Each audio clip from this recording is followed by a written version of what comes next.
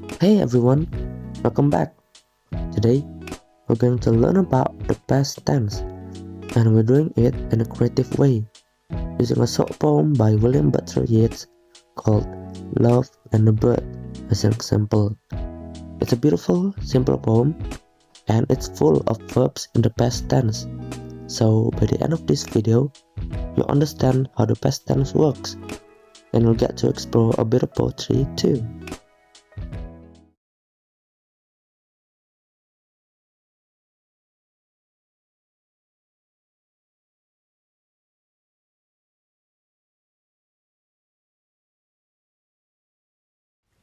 Love and the bird.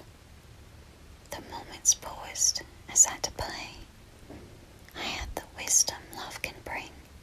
I had my share of mother wit, and yet for all that I could say, and though I had her praise for it, and she seemed happy as a king, love's moon was withering away.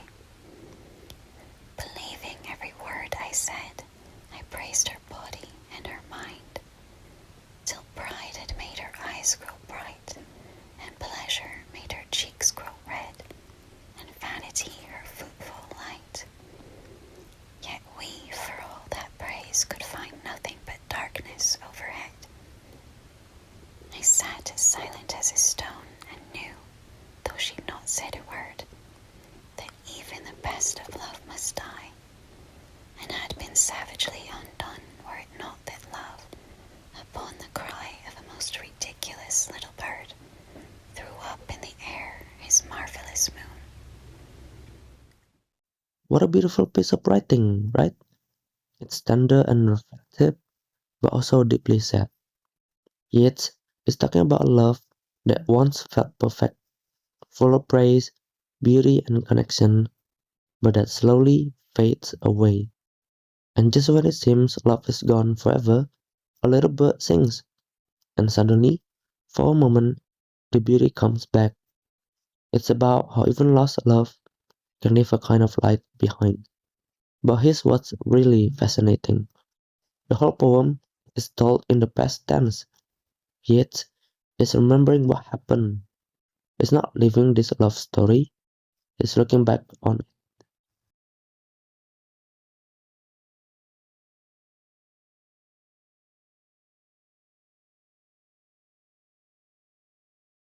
Now, let's talk about that.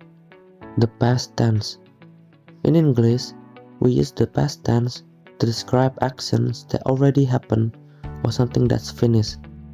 It could be something yesterday, last week, or a long time ago. Using the present tense would be grammatically incorrect because it would make it sound like the events are happening now. For example, if it happened before the present, we say I walked, I played, or I watched. In this poem, almost every verb, that's the action word, is in the past tense. Listen to a few examples. Past, had, seemed, was, believed, praised, made, grew, said, knew, said, true. All of this tell us something that already happened. They show that the poet is remembering the past, something that happened before.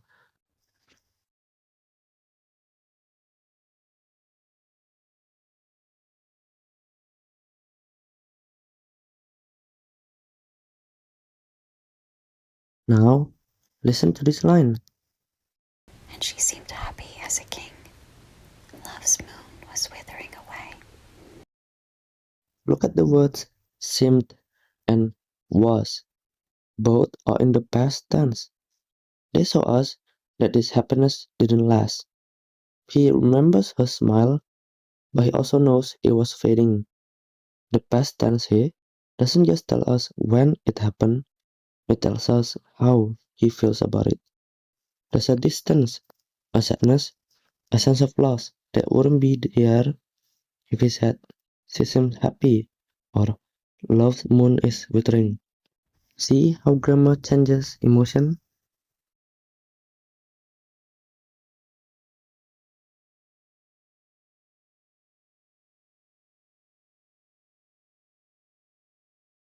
Let's move on to the second stanza. Every verb here is past tense. Believed, praised, made.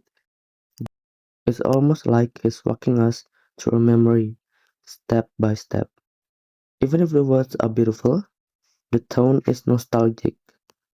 The past tense turns what could have been a love song into a memory.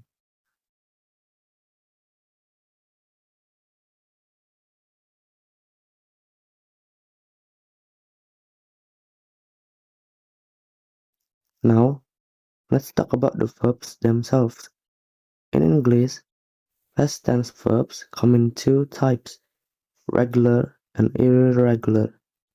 Regular verbs are simple, we just add at the end. For example,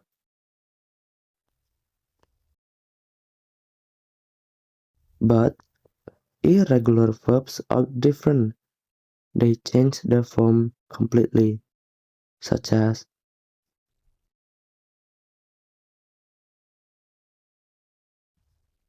and Yeats uses a lot of irregular verbs because they sound more natural and more musical. If he had said throw up the moon instead of threw up the moon, it wouldn't sound poetic at all. Irregular verbs give poetry a natural rhythm.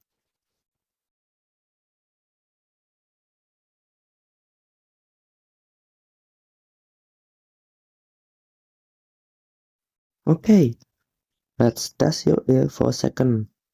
I'll read a line and you tell me what the past tense verb is. The moments passed as at a play. I praised her body and her mind. Her eyes grew bright. I sat as silent as a stone. Love's moon was withering away. Perfect. You can really hear how the rhythm of each line depends on those past tense words.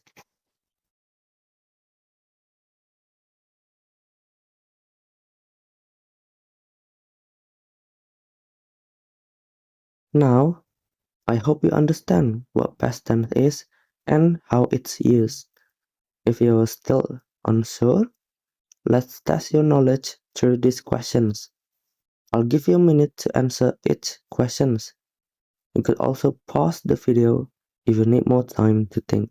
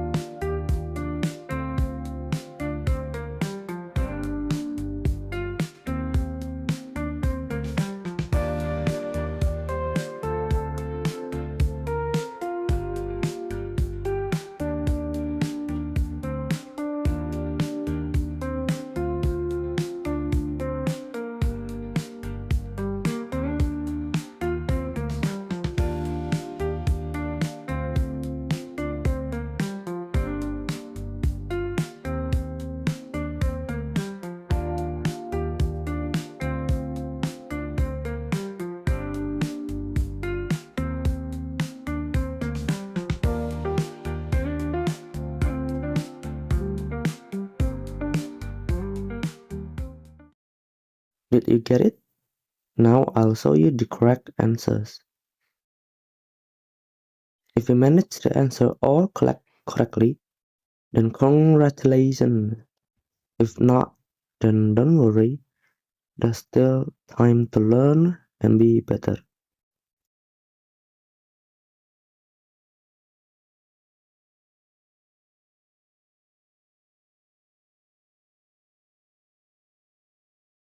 So, what did we learn today? First, we learned that the past tense describes actions that already happened or things that are finished.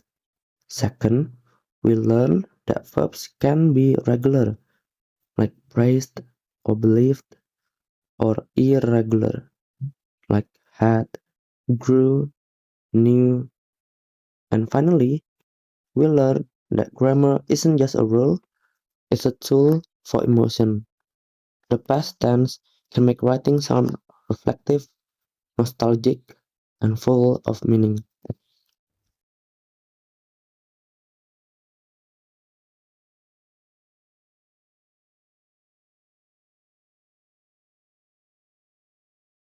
Great job, everyone! You've just learned how the past tense works, not only in grammar, but in meaning and emotion. In Yeats' poem, every past verb helps us see a story that has already ended, yet still lives in memory. That's what makes writing powerful. The right tense helps readers feel what you feel. So keep reading and keep practicing. May we meet again next time.